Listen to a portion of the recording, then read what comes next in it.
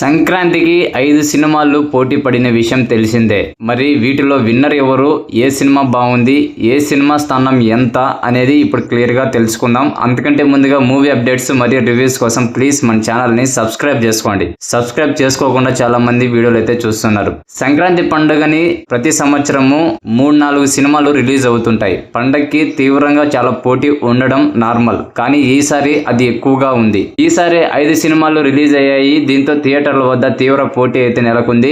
అయితే అన్ని సినిమాలు రిలీజ్ అయిపోయాయి. 5 సినిమాల రిజల్ట్స్ వచ్చేసాయి. సంక్రాంతి విన్నర్ ఎవరో క్లారిటీ కూడా వచ్చింది.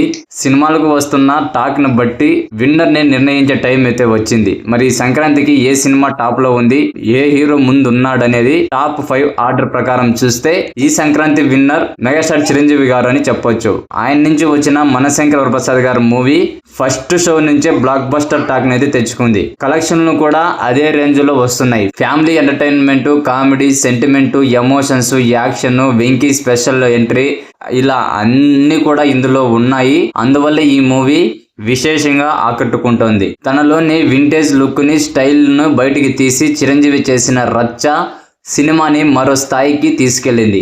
ఈ సంక్రాంతికి విన్నర్ గా నిలిచిందంటే తన పర్ఫార్మెన్సే బెస్ట్ అని చెప్పొచ్చు. ఈ టాప్ 5 లో ఇది ఫస్ట్ స్థానంలో ఉంది ఈ మూవీ. ఆ తర్వాత కుర్ర హీరో శర్వానంద్ నుంచి వచ్చిన నారి నారి నడుమ మురారి, రామ్ అబ్బరాజు డైరెక్షన్ లో వచ్చిన ఈ క్లీన్ ఫ్యామిలీ ఎంటర్టైనర్ బుధవారం సాయంత్రం నుంచి రిలీజ్ అయింది. Crazy and hilarious comedy entertainer గా ఇది విశేషంగా ఆకట్టుకుంటోంది. పర్ఫెక్ట్ ఫ్యామిలీ ఎంటర్టైనర్ గా నిలిచింది ఈ మూవీ. ఇది అటు ట్రెండీగాను ఉండడంతో పాటు జంజీ ఆడియన్స్ కి కూడా నచ్చేలా ఉండడం ఈ మూవీ యొక్క స్పెషల్. టీవీ పంచులు, సోషల్ మీడియా పంచులతో అదిరిపోయేలా తీశారు మూవీని. శర్వానంద్ కూడా అదే రేంజ్ లో చేశారు. ఇద్దరి అమ్మాయిల మధ్య నలిగిపోయే సీన్లు సినిమాకి హైలైట్ గా చెప్పొచ్చు. దీనికి తోడు నరేష్ కామెడీ సినిమాని వేరే స్థాయికి తీసుకెళ్లింది. అయితే ఇది చిరంజీవి మనశంకర్ వరప్రసాద్ గారిని కూడా డామినేట్ చేసే రేంజ్ లో ఉండాలి మూవీ. అయితే చిరంజీవి మూవీ తర్వాత దీనికి సెకండ్ ప్లేస్ అయితే దక్కింది, కానీ ఆ మూవీని కూడా దాటినా ఆశ్చర్యపోనక్కర్లేదు. ఇక నెంబర్ 3 స్థానంలో నవీన్ పోలిశెట్టి నుంచి వచ్చిన అనగనగా ఒక రాజు మూవీ.